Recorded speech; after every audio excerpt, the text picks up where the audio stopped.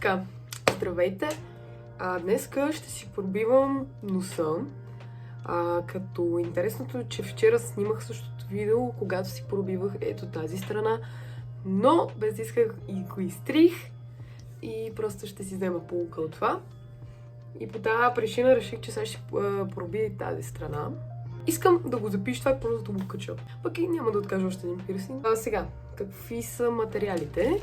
Взела съм си клечки за уши. Сив абокат. Значи, задължително сив абокат. С това са ми пробивали смайлито. С това си пробих и тази дупка тук. Взела съм в тази турбичка с този огромен флеш.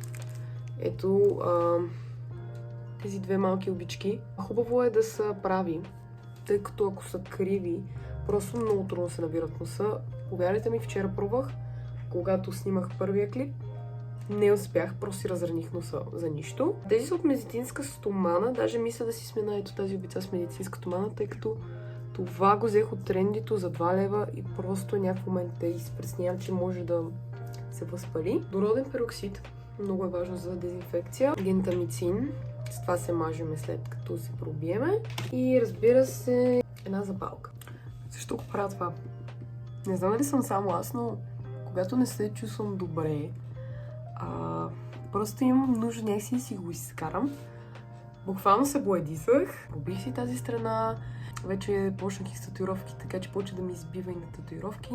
Но по принцип и ми избивало така да си направя някакъв пирсинг или нещо драстично. Някаква драстична промяна в себе си. Нека започнем. В капачката на водородния пероксид просто ще сипа малко от разтвора и докато си чиста носа, в капачката ще сложа двете обички, за да се дезинфекцират. Направо ще си почистя и тази обичка, защото така и така ще чистя носа. Ще си почистя ето тук, тази страна. Сега ще взема още една клечка. Почиствайте, освен външната страна е хубаво да се почисти и от вътрешната страна. Това е абоката. Ще го отворя. Ето го абоката. Това се маха и остава само самата игла. Ще го дезинфекцираме и него. Взимам пак отново от разтвора и просто ще го изчиста. Хубаво. Тъй като все пак това ще минава през кожата ви. И е хубаво да се мине и с запалката. Да, запалка на Game of Thrones. Не гледам Game of Thrones, но не е така запалка. Мисля, че го минах добре. Това е за всеки случай. Сега трябва да си отбележа една точка на носа с някакъв маркер. Окей, ето това е отбелязаното. Между другото, стария ми пирсинг беше ето към по-нагоре. Изглеждаше окей, обаче, примерно, ако искам да си сложа халка, просто нямаше как да стане. Може би трябваше да си купа огромна халка. Това ще да създаде още по-голямо и различие да съм и още по-голям. Аз не искам да става по-голям. Напротив, искам обратното. Другото, вчера, тъй като ми беше много трудно да си пробия носа, ползвах ето тази капачка, просто си я наврях като така, просто за да мине хубаво иглата, за да не си пробуда тази част на носа. Да се наложи това да го дезинфекцирам, тъй като сега беше на земята.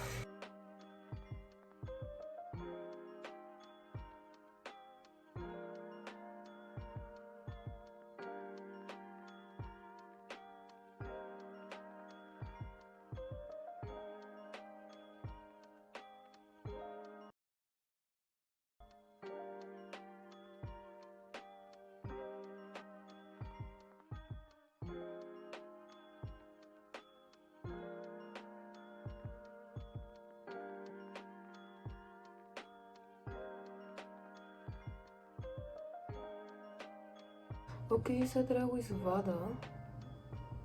Говоря странно, защото се изплаших. Вада го и съм обицата. Окей. Ето е кръвта. Ето е обицата. Не е много нагоре, пробихме. Не ме бе. Окей. Всичко е наред, хора. Не знам, защо го бъркат лелка. Малко се притесних, но това е нормално.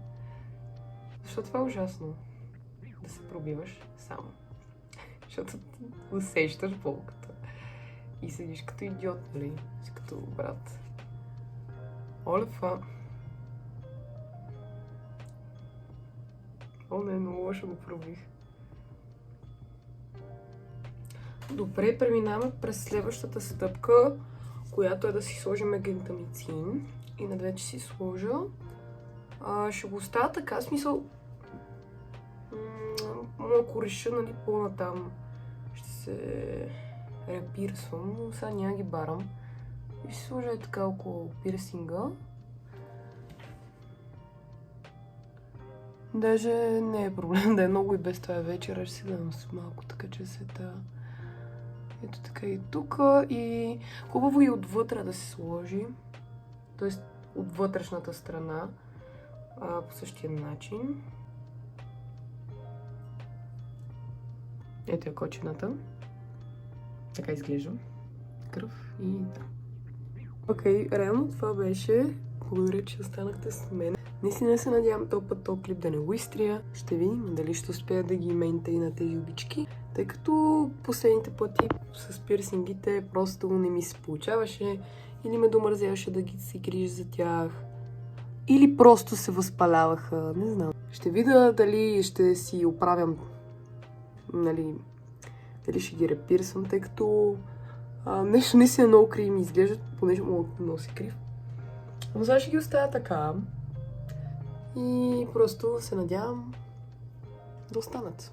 Така че, благодаря, че гледахте.